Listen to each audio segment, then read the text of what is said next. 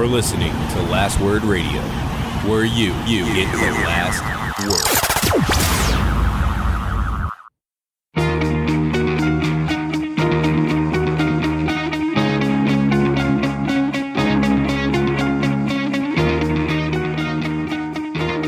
Welcome to the Fourth Line Podcast, part of the Alberta Podcast Network, powered by ATB. This is December the 9th, 2019. With you today is myself, Carl, and back from the snowy tundra, Stevie Nick.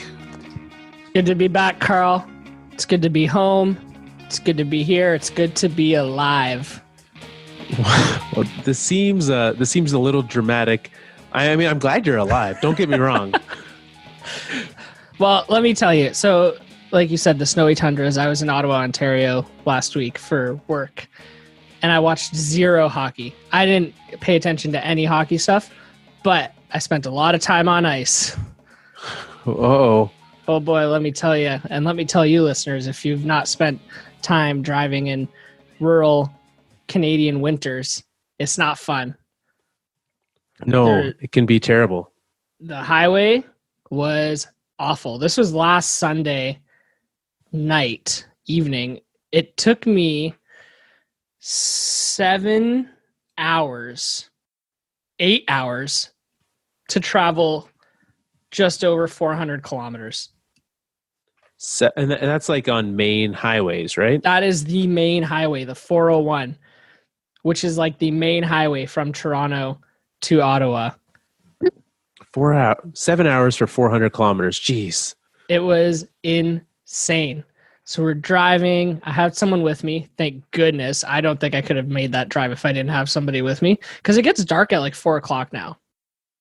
Yeah. Which is baloney. Yeah. I have a big question, but what did that person provide to you as like a means of keeping you safe? Just conversation. Okay. They just talked to me. But it was nice to have someone there who wasn't freaking out. Okay, because you fact were. That they were so calm, I was like, okay, maybe this can be a calm experience. Yeah. Well, that's good. Yeah. So you made it. Did you see any accidents? Oh yeah, going the other way, there was like a 30-car pileup. Oh geez. Oh yeah, and it had been there for a long time. It looked like the apocalypse. You know, like in The Walking Dead, where those scenes where the cars are stopped in the highway, and yeah, that's what it looked like. There was like a few inches of snow on them. Wow. It was crazy. Yeah, early November had a similar adventure. I was driving to Edmonton, and it had started snowing, and I didn't fully expect that it would have like really hit. It was very surprising, but kind of halfway of the drive, all of a sudden it started snowing. And I've done that drive on that highway dozens of times, right? Like all the time. It's probably the same as you with Ottawa, right? Like you've been there a lot. That was the worst I've ever done it. And there's like, on this drive, there's a bunch of like river valleys that you kind of go through. And the bottom of every single one of those little gullies, there was cars in the ditch, like 4 or 5 of them. God. Hit the top one of the hill, and there was a truck pulling a trailer in front of me that started jackknifing. And I'm like, oh boy. So I, tap the brakes, see how it is. Yeah, full on ice. I start to slide off, and I'm like, this is not going well. Luckily, I held it together as well as your passenger did. So I just, had on some good, I had on a podcast. I just listened to the Office Ladies podcast. I don't know. You an Office fan? Not as much as my wife, but I've heard that podcast because of her. Yeah, it's a good show. Yeah, it's not bad. I listened to the first episode. It was okay. That drive took me so long. I listened to 3. But those roads out there must be worse than what's out here, and much more unpredictable, right? Because of the weather you get off the mountains. A little bit.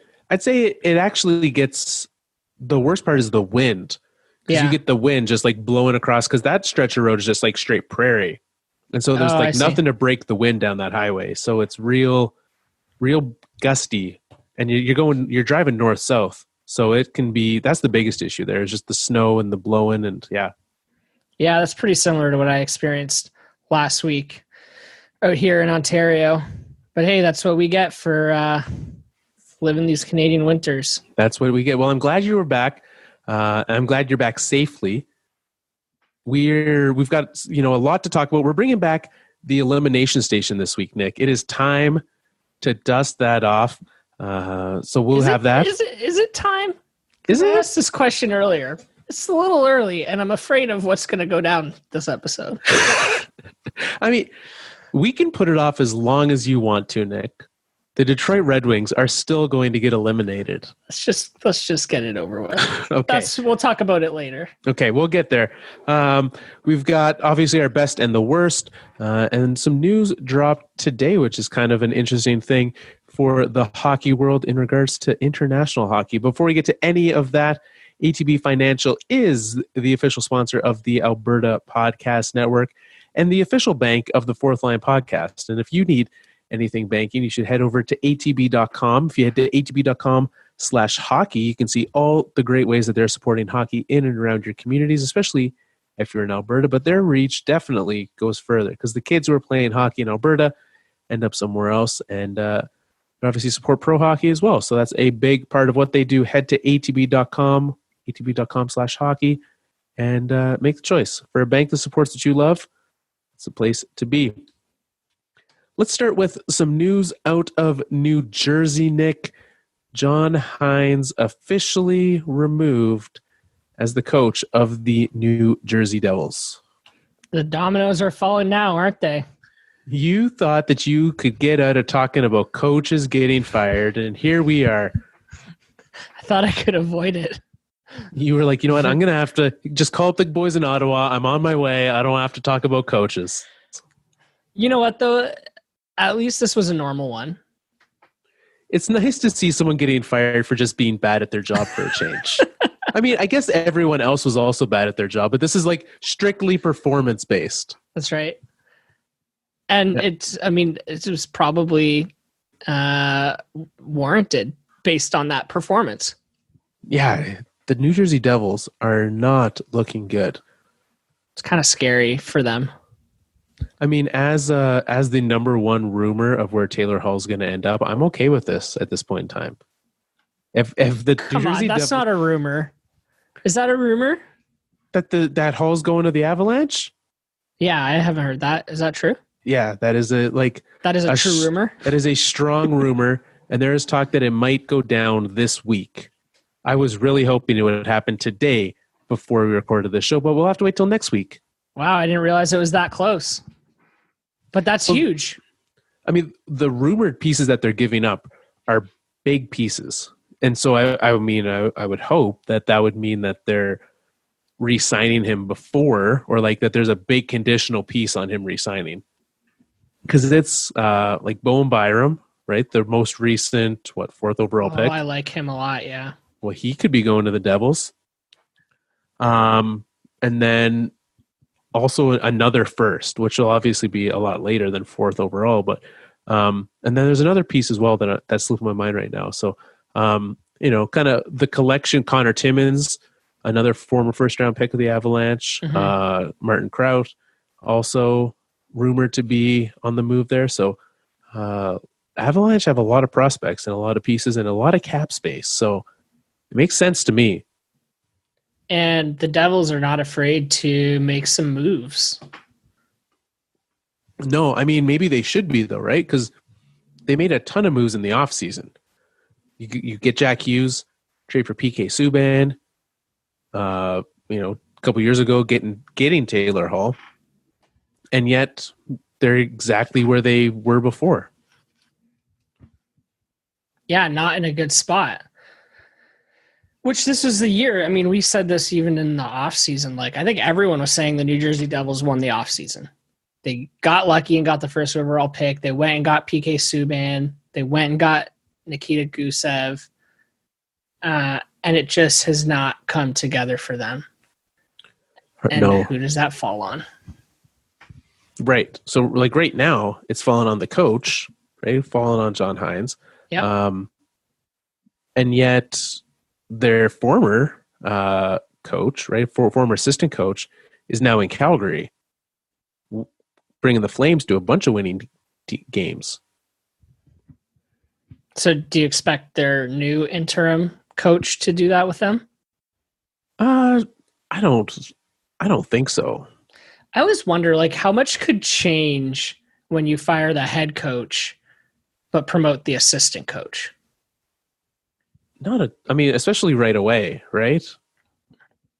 Yeah, like I don't understand what that process is. Do you have a talk with the assistant coach before and say, what's your vision for this team? How do you see us returning to victory?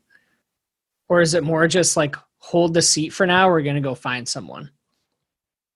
I mean, I guess that's what takes it from like the interim to the full time, right? Is you're trying to turn things around in some way, right? Like, what can you do for us? Try your best. And that's how you see a lot of these interim guys. I mean, Craig Berube was the interim head coach all the way through the Stanley Cup Finals last year, right? Yeah. So you see these guys and they're like, well, do what you can, try to make it work. But doesn't always happen like that. No. I don't know. I just find it interesting because this assistant coach, what's his name? Well, let's just talk about him by his name. Alain Nasreddine. Interesting.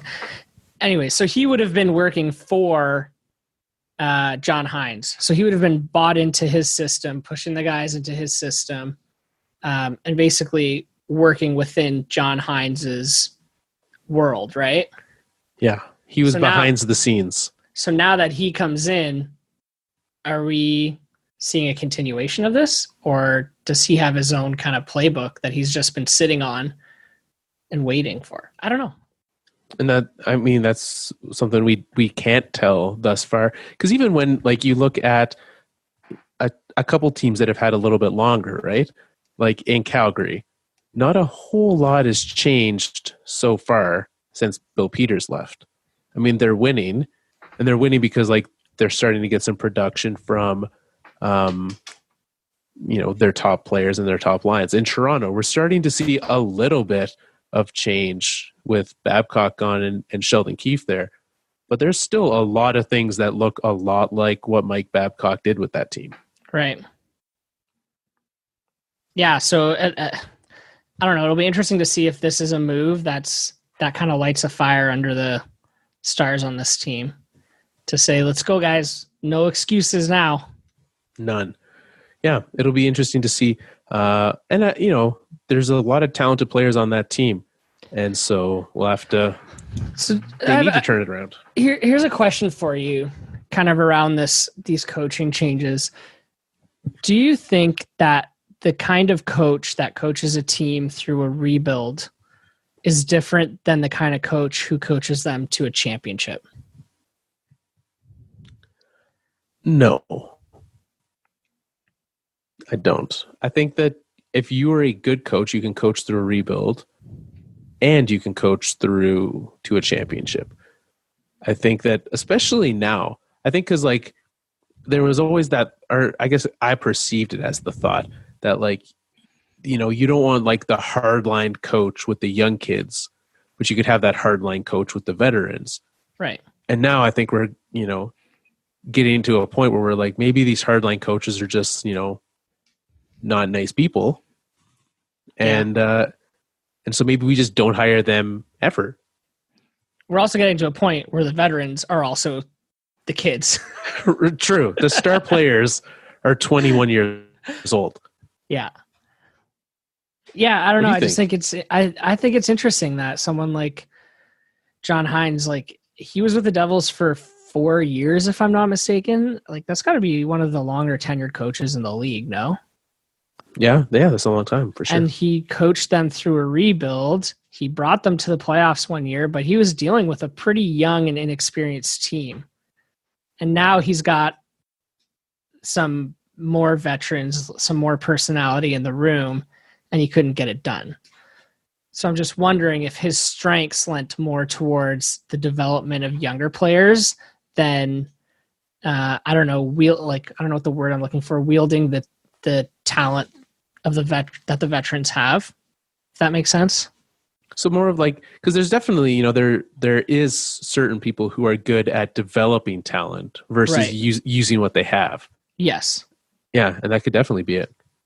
So I don't know. I just wonder if I've done no research, but I'd be curious to see if that's a bit of a trend with some of these coaches that got fired. Yeah, definitely. For some of them, yeah, that would be an interesting thing to look into. There is, Nick, my love of international hockey is well advertised. There's some big news came down today in the world of international sport, not just hockey. Russia banned from Olympic events for 4 years and all global sports. So the World Cup as well, World Cup of soccer, kind of all things. They are banned over their doping scandal. What's your thoughts on the impact for hockey on this one? I don't know. It's, first of all, like, don't do drugs to enhance your performance. And they obviously have been doing it, right? I think can we alter that a little? Like, just don't do drugs. Can we? Yeah, I don't know why I had to add that to the end of it. Yeah, like, you know what? As long as it's not making you better at sports, do all the drugs you want. Don't do drugs. Don't do it. We'll have to do some PSA commercials from the Fourth Line podcast. I think it's good that they're getting it out of these international competitions. Like, nobody else is doing it, so. And they're still allowing the players to compete as independents, like they did at the last Olympics, right? Right. Just as long as they're also not doing drugs. Right. So they have to pass all these tests as well going into it. Yeah. But what's crazy is that everyone still knows that it's Team Russia. It's right. They just don't get to, like, in the history of, like, Russia at the Olympics, which I don't think anyone cares about that. No, I don't think so. I mean, their team name is still Independent Athletes from Russia. Right. Like, the country's name is still in there. Yeah. So I don't know how much of it's more of a punishment to the athletes who have been doping than it is to the country. Yeah. Or even more so, like, the athletes who have not been doping. That they don't get to perform, to play for their country. Yeah. Like, you are, with assuming that if the NHL was there, the NHL also has pretty strict performance enhancing drugs, right? Guidelines. They test, They ban people. Even if you do other drugs like Evgeny Kuznetsov, you will also be suspended. So NHL also takes that firm stance, don't do drugs. Correct. And so I would say, you're a hockey player, right? Ovechkin's desire to play in the Olympics for Russia, well advertised, right? He's talked about that a ton, how he wants to be part of that. So being able to have them there with and not be able to participate for their country is a huge letdown. Because there's always that talk, maybe this guy's going to go back to Russia to play so he can play in the Olympics. Now you don't even get to play for your team in the Olympics. Yeah, I guess so. You don't get to represent your country. You still get to play, though. Yeah. As an independent athlete from Russia. I mean, yeah, yes. You can have Russia's name on there. I know it's not the same. But, I don't know. I mean, they're still going to appeal it. They're probably going to lose. Yeah, I mean, they lost last time. Yeah. Right? Like, and it's not going to work. They're very strict, especially when you, like, almost, like, flaunt how much you've done it, right? Like, just full on cheating repeatedly. I don't know. Did you watch the Netflix documentary on the scandal? I did. Was it the one where it was during the Olympics in Russia and they had these, like, little mouse holes in the wall? Yeah. That was crazy.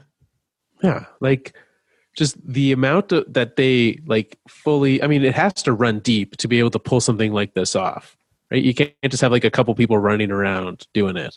No. But man, it is it's not a real good look for Russia. And from that side, do you think that this again hurts the NHL's odds of going to the Olympics, or is it exactly the same? I don't think it hurts it. I think it's exactly the same. And I still think that they're going to go. You do it. Yeah. 2022. You think they're there? China's too big of a market for them. Yeah. The only reason I think of this, and now we're getting into a realm that I did not think we would get into today, with how much of a backlash, I don't know if you followed this, but the backlash from when the NBA went over to China.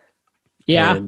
And Daryl Morey made some comments that were not well accepted.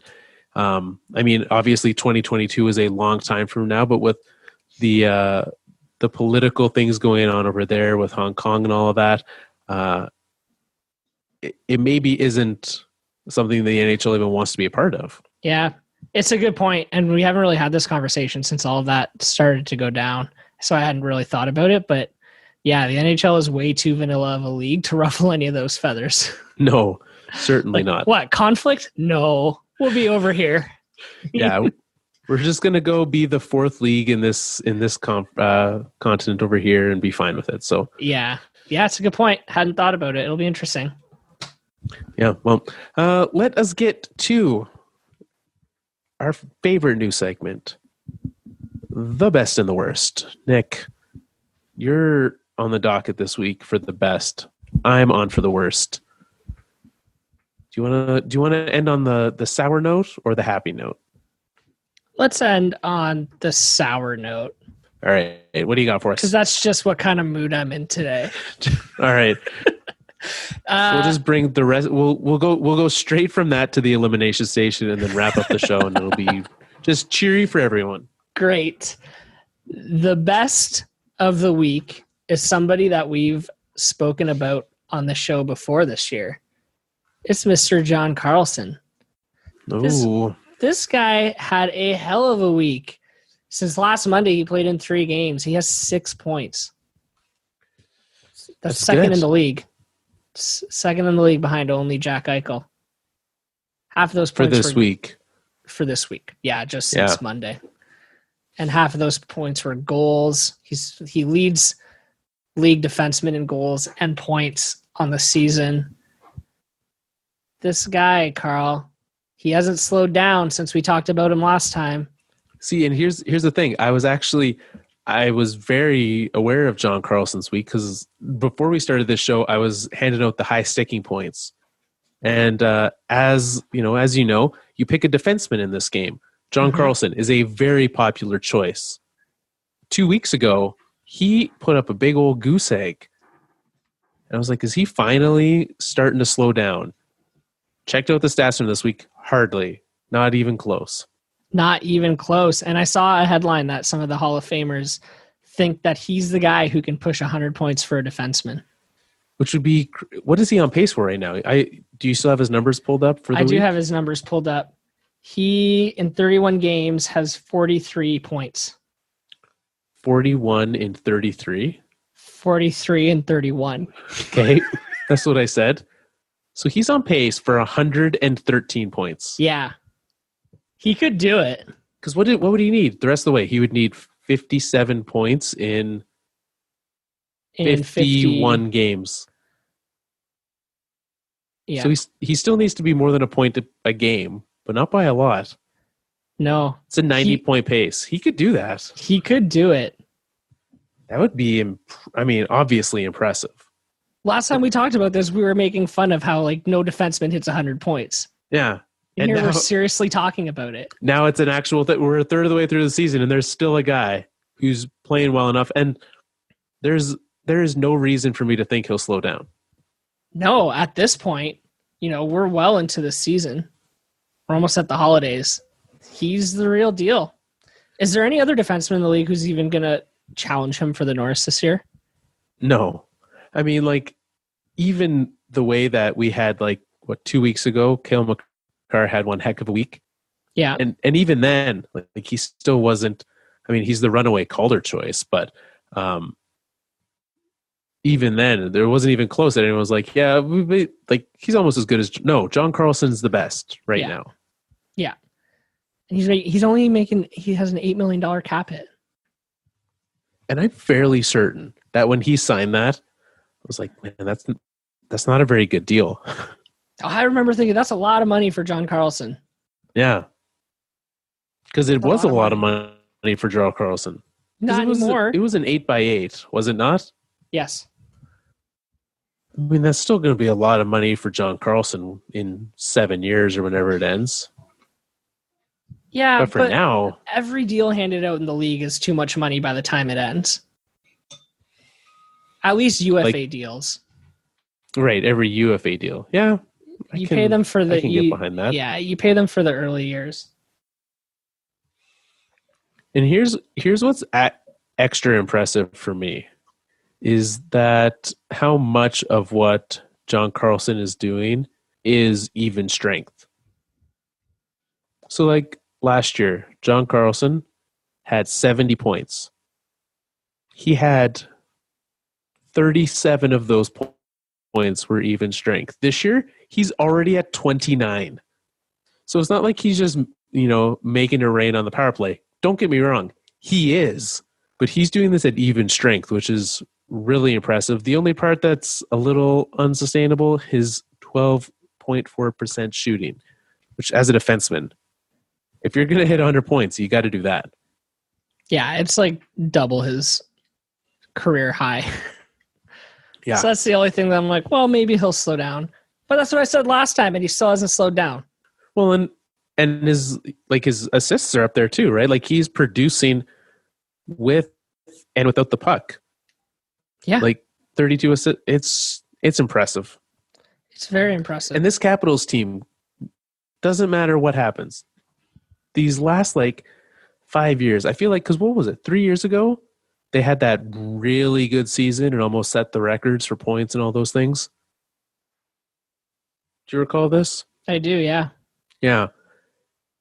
And I feel like since then, every year, it almost feels like a bit of a down year for them.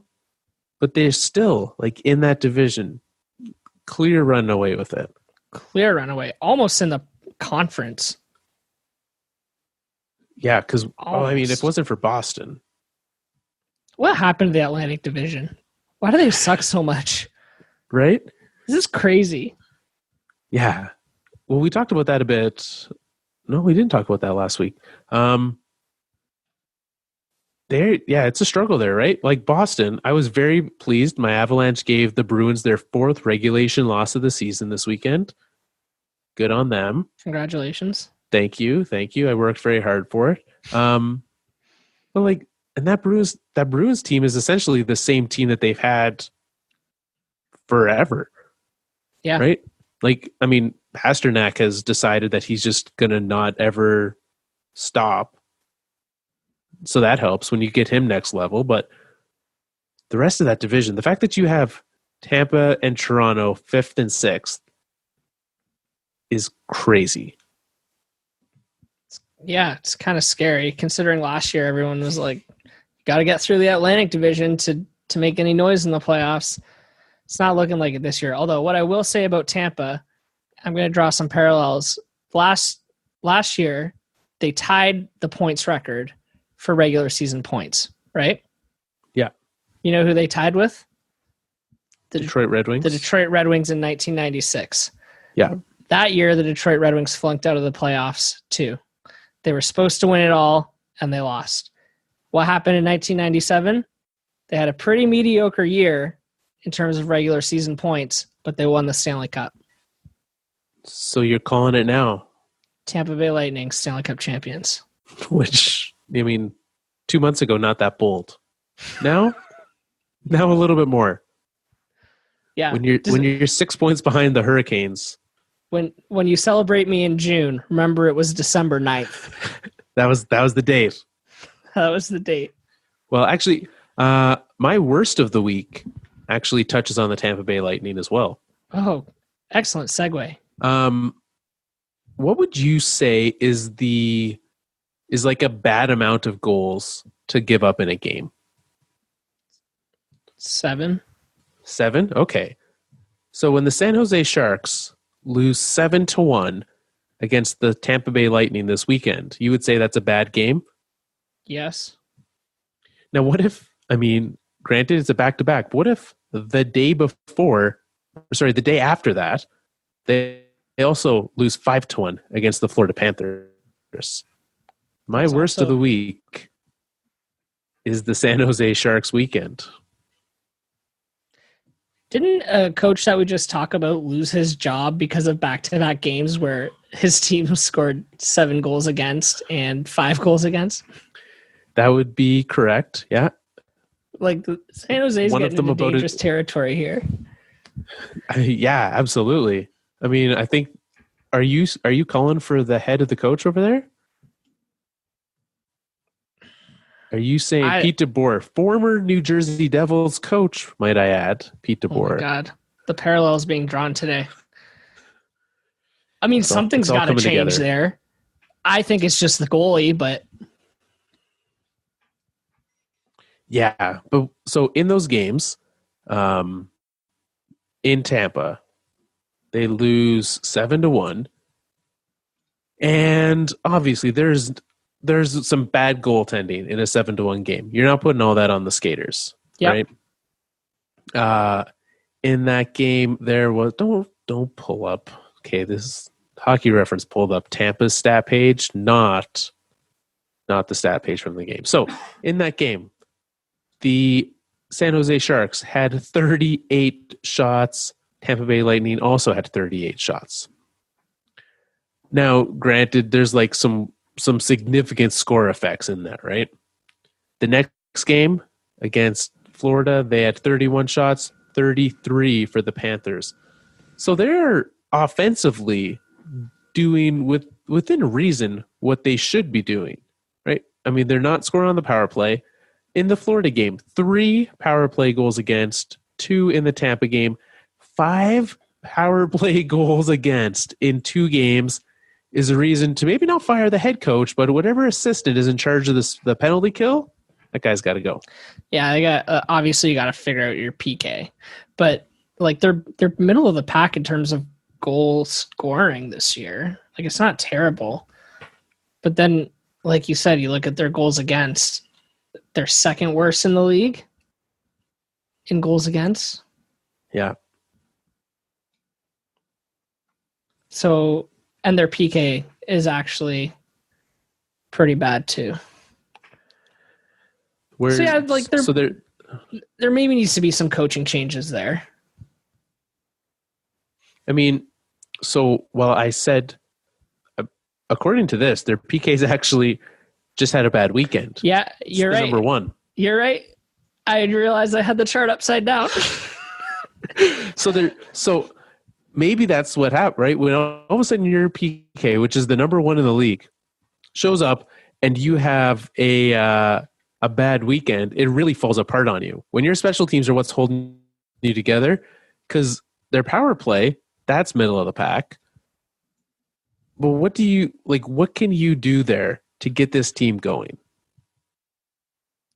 They need a goalie that they can have confidence in. They have They have a terrible goal differential, but their scoring is pretty average. Like, I don't know what is going on with Martin Jones. He's never really been an elite goaltender, but he's been particularly bad this year. Yeah, like Corey Schneider level bad. Yeah, and we know what happened to Corey Schneider. Yes. And who's the backup in San Jose? Is it Aaron Delson still? Yeah, Dell's still the backup there. I don't know. I don't think he's any better. I'm not that familiar with him, but no, this year specifically, he hasn't been much different. He's just as bad as Martin Jones. Yeah. So, and there's no one behind them.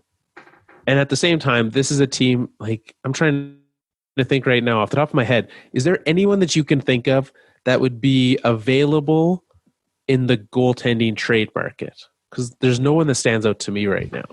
No. Anyone who's available would be like either by free agency or on a dying deal, but goalies aren't really rental purchase.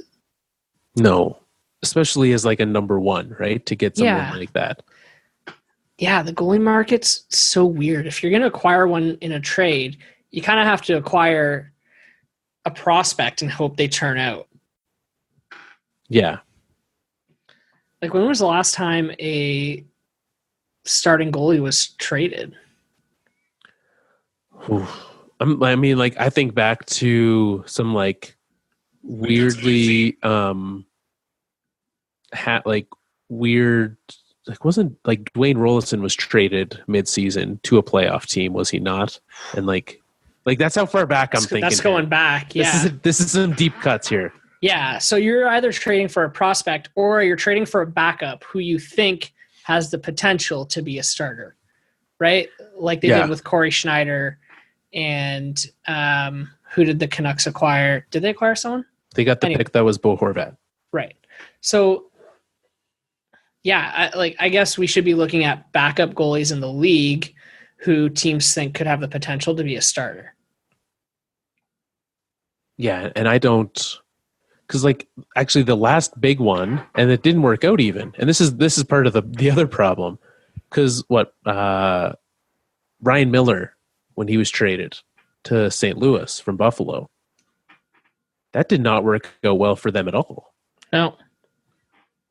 So that's part of the other problem of this, is that you have a goalie, and if you're going to put so much into it and they flop, then you're in an even worse situation. Right. Yeah, exactly. Because you're giving something up for a goalie like that too. Well, and on top of that, San Jose not exactly like stocked with prospects and picks right now to be trading for goalies. So I don't know. Martin Jones probably needs a good vacation on a beach somewhere, reset, and he's I don't know. He's got to figure it out. Yeah, there's not a lot of other options, right, for them here. But I would. How much? Yeah, because it's not like they're paying him very little. Like, he's making a significant cap hit. He's clocking in at 5 3/4. So for 4 more years after this one. Yeah. So if his career save percentage is going to be 880 from now on, good luck trading him. Him and Pete DeBoer and Corey Schneider and John Hynes can all go hang out together in Waverland, because that's what happens. Yeah. So that's what I think is the issue for the San Jose Sharks. Yeah. And you're right. There's not a good solution here. You got to bring in, I'd be bringing in every goalie whisperer you can imagine to try to help him out. Yeah. They have to figure him out. There's nobody else. No. Well, that's my worst of the week, Nick. It's a good worst. It's a pretty bad worst. Pretty bad weekend for the old San Jose Sharks there. So, and speaking of which, though, Martin Jones did start in both of those games. So, and they did not pull him in the second one. They were like, you know what? Screw it. We're in this deep. We'll just go for it. It's painful. Oof. Well, is it time for us to re-unveil what we got here, Nick? To re-unveil what we've got here. Yeah.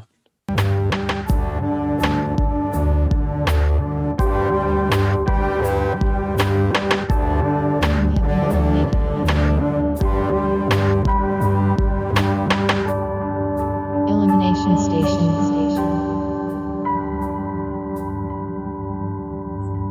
Wow, I forgot we had music. Yeah, right? Yeah, we've got stuff. That sounded great. We have an official segment. It's not just us yelling best and the worst over and over again. Or you singing the Triple H theme song. This show's really gone downhill since I've started on here. I mean, a lot more musical. maybe should we switch our category from sports and hockey to music? Is that a thing we can do? I think we just add it on as a secondary category. Okay, sports, hockey, music, done. Yeah. You're welcome, iTunes. Yeah. You're messing with that algorithm. All right, for those of you who are not aware, the Elimination Station is where every week Nick and I try to figure out a team that can be eliminated from the playoffs already. And I do genuinely believe, because we are starting it a little bit earlier than we have in the past.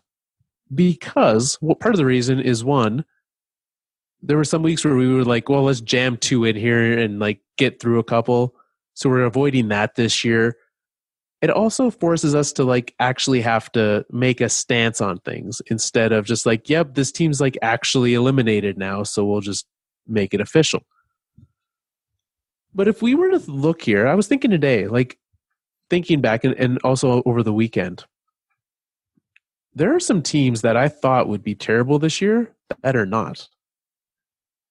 Like I'm looking at you, Minnesota Wild, sitting in a wild card spot. Mm-hmm. So things can change, right? Like this time last year, we might have eliminated the St. Louis Blues if we'd started it in November. Absolutely. So there's still lots of time for us to eliminate the Edmonton Oilers. We'll get there. Was last year, correct me, or 2 years ago, that we had to uneliminate the Colorado Avalanche after I forcefully made Joel eliminate them? I think it was last year. Yeah, that sounds about right. I mean, not this year. This year, they're never going to make it. Knock on wood. Oh, why would I say that? I've made a terrible mistake. Plenty of time, Carl. Plenty of time. I mean, maybe Taylor Hall's the problem. Maybe we shouldn't trade for him. If we start to bottom out, Taylor Hall, Matt Duchene, they're both cursed. Wouldn't be the first time someone said that about Taylor Hall. No. All right, so we have to settle on a team, Nick, to eliminate this week. Yeah, it's going to be real hard to settle on one. I mean, it's always easy to just start at the bottom of the standings and work your way up. It's not even about that. They haven't won a game in 11 games. They are on an 11-game losing streak. Their goal differential is minus 58. That's pretty... And to be fair, before this losing streak, they did win 3 in a row, and they have gotten 2 points in those 11 games. So they're not without. They have done something. They've lost their leading goal scorer. He's injured. They lost their starting goalie. He's injured. It's not looking good. I'd rather just bite the bullet. Let's get it done and over with. All right. Welcome to the Elimination Station, the Detroit Red Wings. Hey, hockey time. You know what else I'm doing? I got my phone out. I'm recording every team that we eliminate. So we don't have to spend 2 minutes at the start of every session saying, are they eliminated or are they not eliminated? That's a really, you know what? That's a smart move, Nick. I was going to, you know what? I'll also do that. Yeah, because I'll definitely miss some. All right. First up, Detroit. I don't think we'll have to remember that we've eliminated Detroit. I don't think we'll have to take them out of this elimination station. They're just going to be parked here for the year. So let's say, hypothetically, I know this is not what we do at the elimination station, but what would have to happen for the Detroit Red Wings to make the playoffs? Maybe this is what we do for our elimination station. Well, I don't even know if it's possible anymore. They're not mathematically eliminated. No, but there's 51 games left. And they are 20 points behind the second wild card spot. All right, I'm going to look up here. Are you going to do some math? I'm going to do some math here. I'll get to that. What we usually do when I'm not pulling up math questions for us is figure out what this team needs to do to fix it so that they can get uneliminated next year. So, as a resident expert. Yes. I was going to say, why don't I get started on this while you do your math? Yeah. What this team needs to do is already in motion. At this point right now, it's about patience. They're waiting out some bad contracts. Some are ending this year. Some are ending next year. They're collecting their prospects, some of whom are showing much more progress than we initially thought that they would, but they still need a couple years in the AHL. For them to really make a run at it next year, they need a goalie. They need a reliable goalie who can bail them out. They still need a game breaker. They lose a lot of games by a single goal. Not this year, but last year they were losing a lot of games by a single goal. They need somebody who can step up late in the game and, give them the goal that they need to stay in it. And they need an elite number one center. And Dylan Larkin's filling that role fine right now, but I think when you think of elite centermen in the league, he's not in that top echelon, and that's somebody that they need. I did not think today that we would be saying bad things about Dylan Larkin when I woke up this morning. It's not a bad thing, Carl. He's a great player. He's our future captain. He's a great centerman. Like a great number 2 centerman. He could be the number 1 center. They can get an elite winger to score. Okay. I just want to be clear. Don't make me say these things. I just want to know. So, for the record, Dylan Larkin is a good enough center to be the future number 1 center on the Red Wings. Yes. Okay. I did the math. Okay. The rest of the way, they would have to play to reach last year. The Blue Jackets 98 points in the second wildcard spot. Red Wings currently have 17. They would have to play at a pace of 130 points, which is the most ever in the NHL. Tampa Bay, as we talked about, 128 last year, tying the Red Wings. So it would have to be the best team ever from here on out. It's not going to happen. This Red Wings team isn't suddenly going to become world beaters.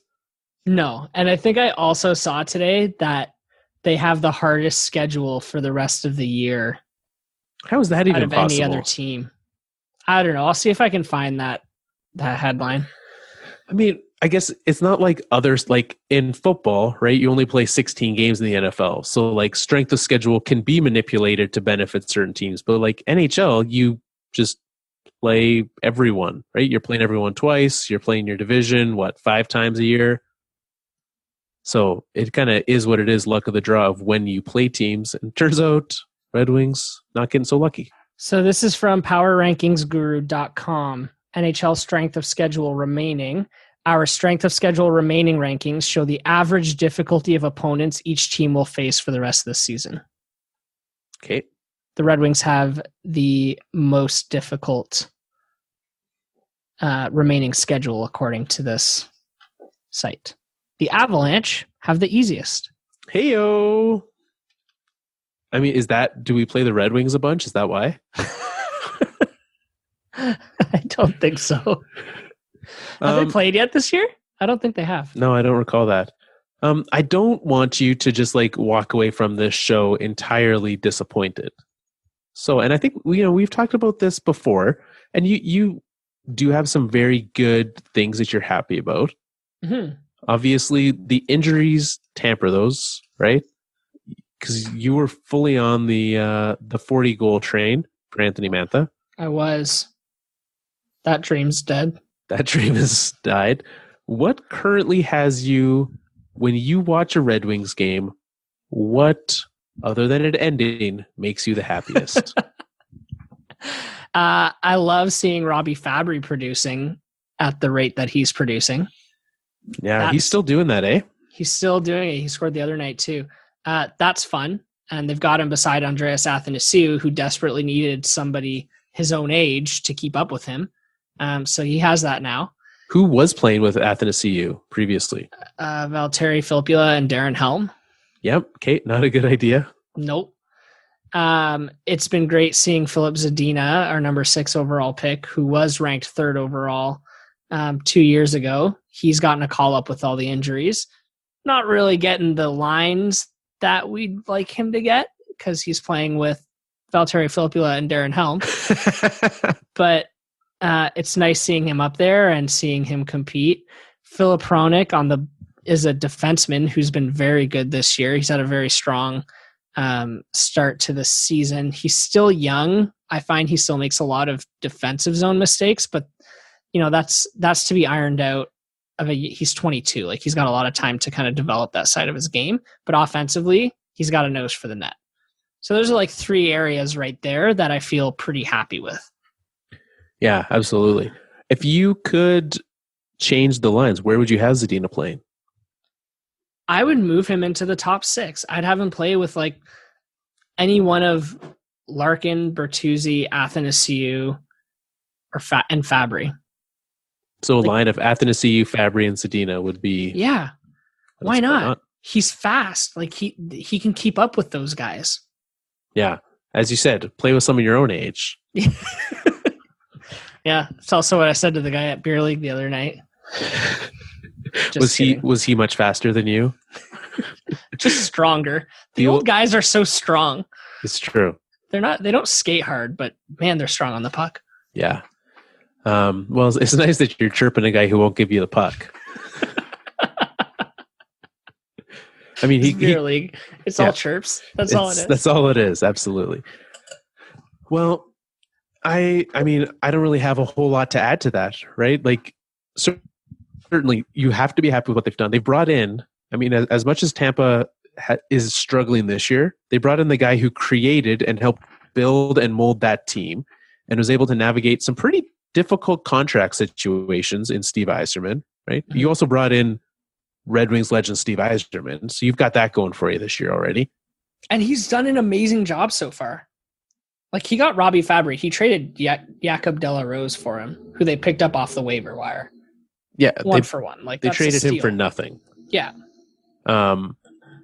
He's managed to not make any rash decisions, which you have to do, right? Just wait this out. That's right. You know it's going to be bad. How has Comrie, who's come up in Jimmy Howard's place, does he have kind of something that they could look for into the future as a goaltender for this team? So they traded for him when Howard went down, and they gave up a defensive prospect for him. Like, it was a pretty fair trade for both ways. I believe it was Arizona. I have yet to see him play, to be honest with you. And I'm looking at his stat page now. He hasn't played. It looks like he came in relief on December 7th. So this was 2 nights ago against Pittsburgh. Faced 4 shots, made 4 saves. It's a good start. I mean, can only go up from there, right? Yeah.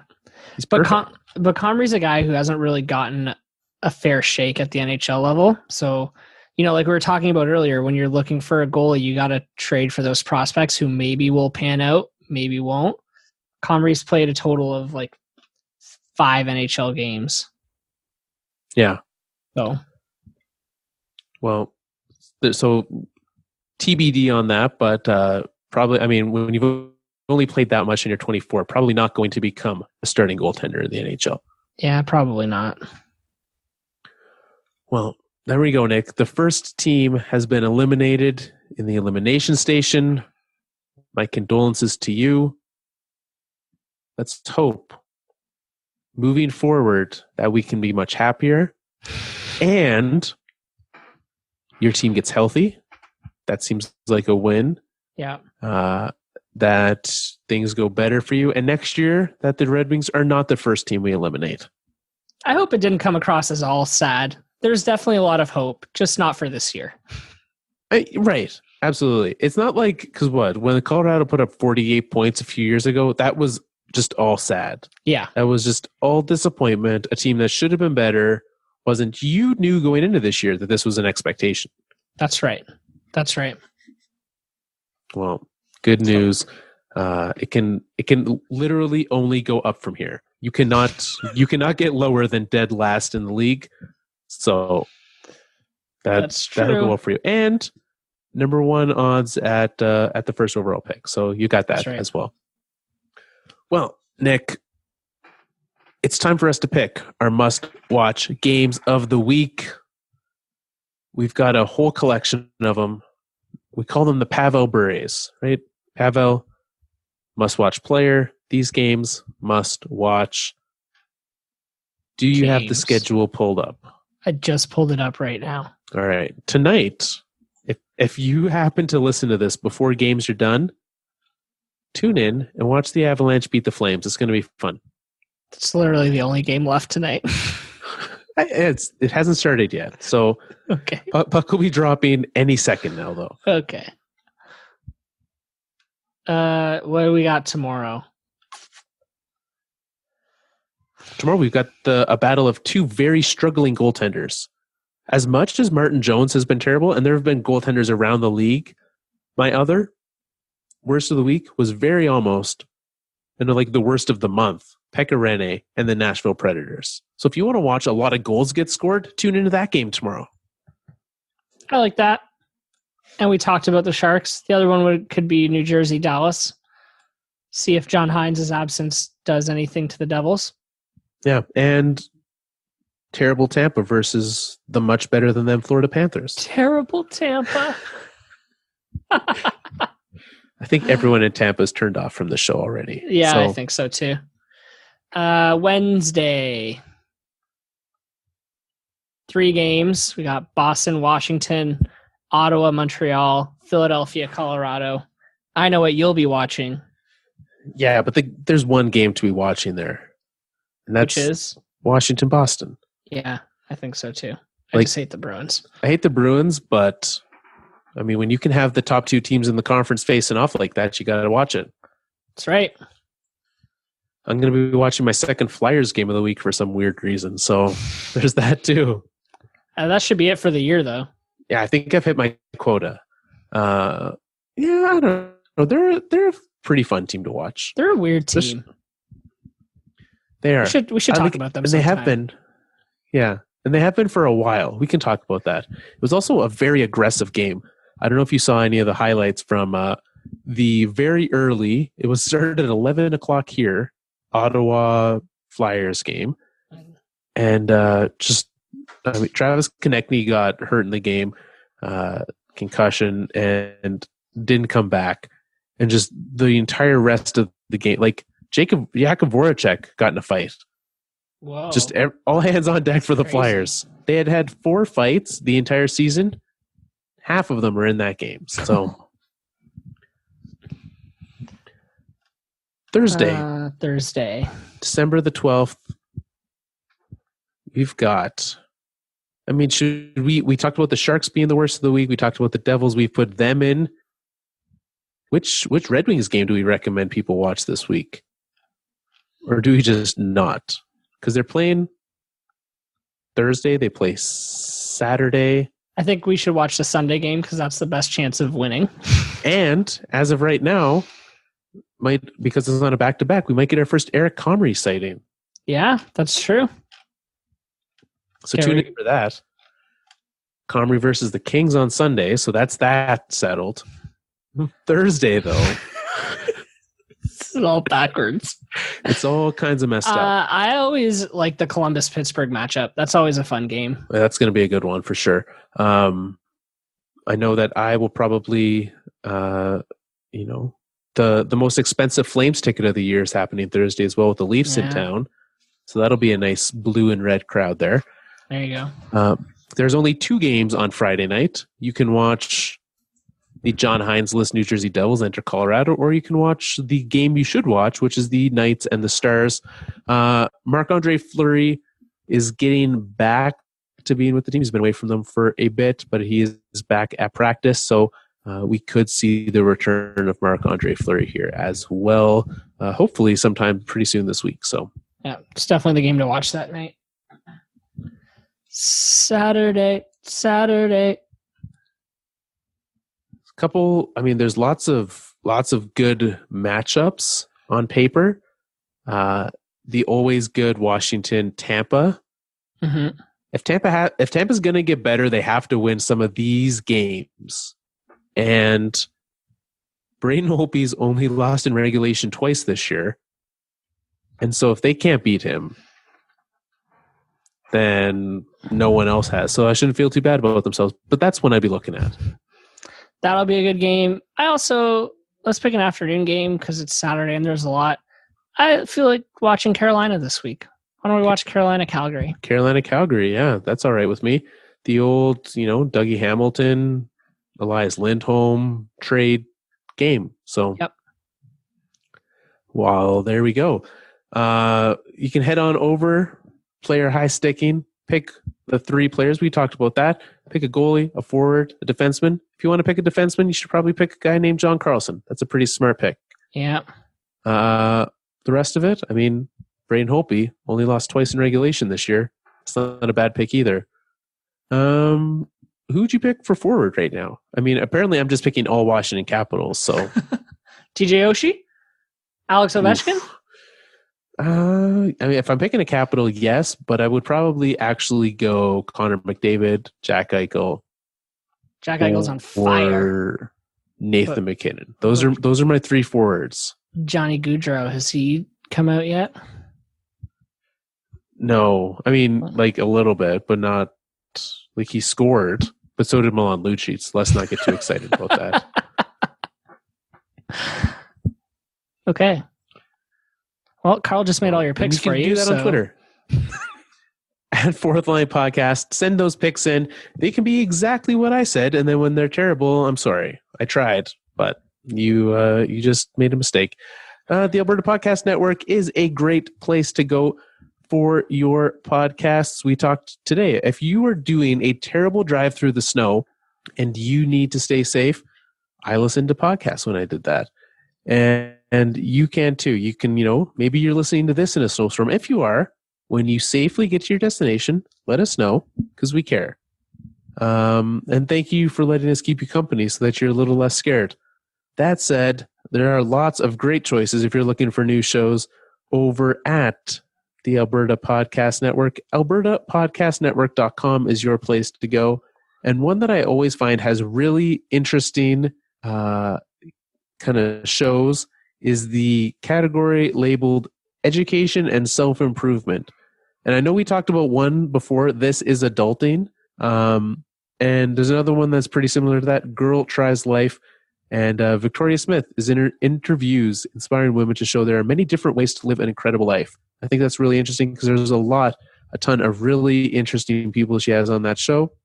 And you'll be able to learn a little bit while also not crashing your car. So head over there, check that one out. You can find it at girltrieslife.com as well. You can find us at thefourthlinepodcast.com, at Fourth Line Podcast on Twitter, and everywhere that you find your podcast. You can head over there and do that. We need to wrap the show up because the Colorado Avalanche have just scored their first goal of what I can only assume is many. So 7 to 1. I'm all right with that. Sure, let's do it. Let's roll. It's time for us to wrap up another Fourth Line show. I know what you're thinking. We are so in sync. I'm not prepared to sing the song this week. Tonight, will the Devils be prepared to play without John Hynes? I thought you were going to go something, with the way that it ended. We are so in sync. I am not prepared. That's why this song stinks. That would have been way better, but it's not. I'm watching this Tampa game. Oh, that was offside. I was singing.